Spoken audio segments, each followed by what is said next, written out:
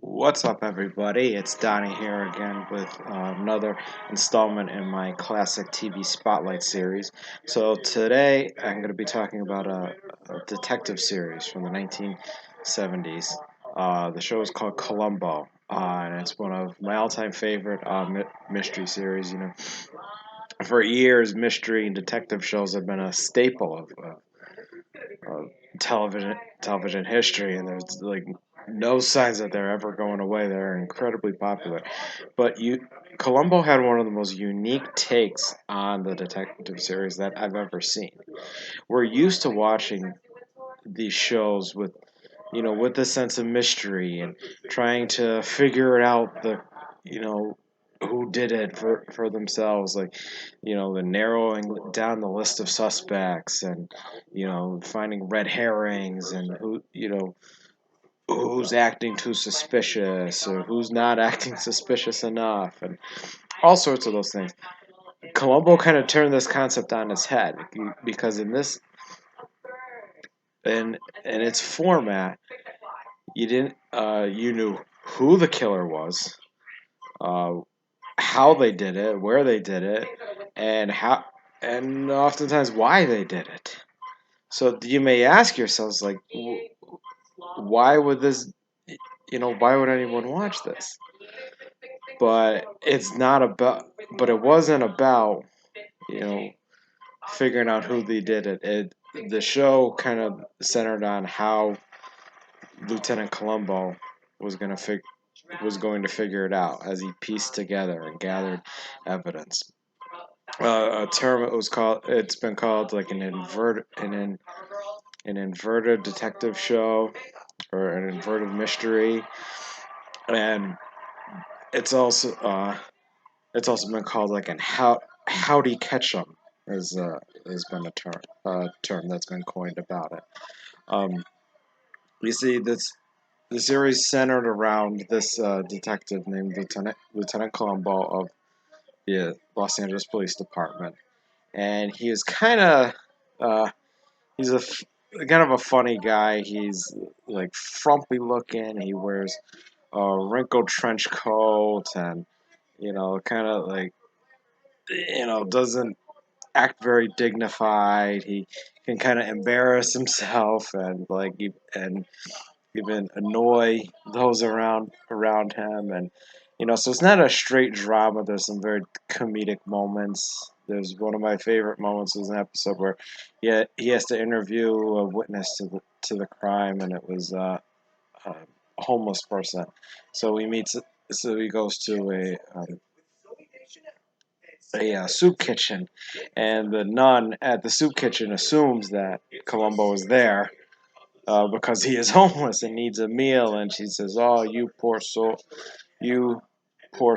let me get you a meal," or something, and it's just very funny. But in the show, he kind of identifies who the killer is early on, and it's usually someone pretty connected to the case, and he will follow this person around and ask them questions and give them updates on the case, and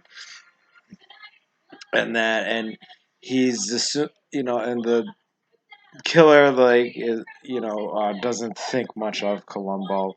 There's a definite element of class conflict in it, because most of the most of the suspects and the killers are very, rich and powerful and affluent, and they kind of look down on this Columbo. Like, not saying like they like look down on police or something, but probably him in particular and his slovenly demeanor and look, and they don't view him as a threat, and they're initially rather welcoming and accepting, and will answer questions because they don't really, they think there's no way that this moron's gonna figure it out. I had concocted too good of a plan for him. So after a so after a while, you get so after a while he will be, Columbo will begin to annoy him and keep at him. and ask him questions. And sometimes it's not even related to the case. Like he will ask him questions about his ask the suspect the questions about their industry or what they're in. Like there's a variety of different industries that that the show will focus on. Like um, we've seen suspects from the world of photography and music and fashion and sports and military and you name it. It's cooking and it's so it becomes a very and it's usually and Columbo's usually kind of fish out of water, and he's asking questions about us, and it's like I don't know anything about cooking or whatnot, and can you show me and that so he's able to gain his trust, and then over time, secretly collect the evidence, and he'll pop up in different places and ask and grill him with questions.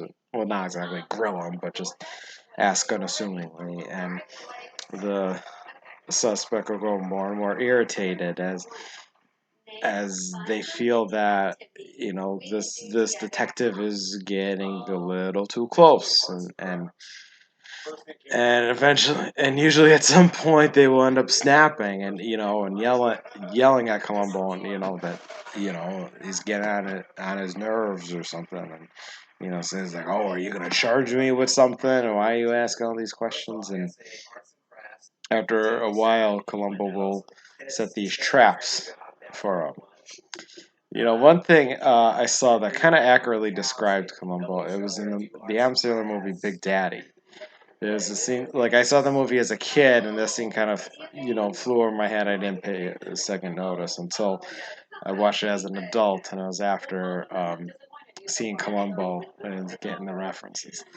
There's one where Adam Sandler, the young boy in the movie, and the delivery and Rob Schneider's character, the delivery guy, are sitting on the couch watching Columbo, and Rob Schneider explains to the boy about the show. He says, "You see, he acts like he's really dumb, but he's actually really smart." And that's kind of what it boils down to. But and then aside, that's not the only like Columbo reference I saw. uh, that I enjoy. And the TV show, one of my favorite shows growing up was Boy Meets World. And there was an episode where the brother Eric spent all day watching detective shows on TV, and he's describing them, and he doesn't say explicitly what the shows are, but you can tell by his descriptions what was he's talking about. He says, "I've been watching crime solved by old guys," meaning Barnaby Jones, fat guys, meaning the show Cannon, and guys in wrinkled trench coats, clearly referring to Columbo. So I just wanted to throw that in there. I thought that was a nice little reference that I didn't get as a kid watching Boy Meets World, but now as an adult, I really appreciate. I appreciate it even more. So it's kind of the way that the show has ended, like the pop culture lexicon.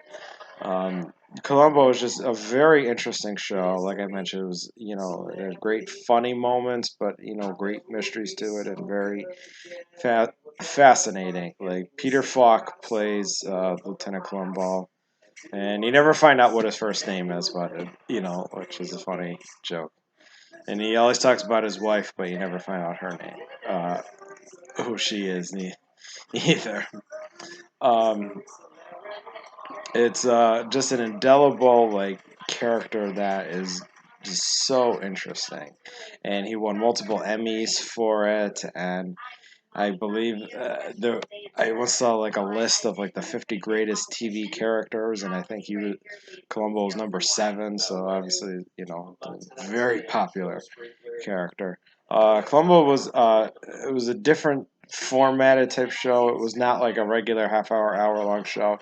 They were movie length, and you wouldn't have an episode every week. Maybe like it was every couple weeks, and like Columbo would be one week, but then like another series would be the next week, and so on and so forth. So over a 7 season run, I believe it only had 69 total episodes. But then it came back in the late 80s and 90s and lasted into the early 2000s with several like TV movies over the years with it. But the last one was in 2003, and sadly, Peter Falk was diagnosed with Alzheimer's disease, and by the end of his life, he didn't.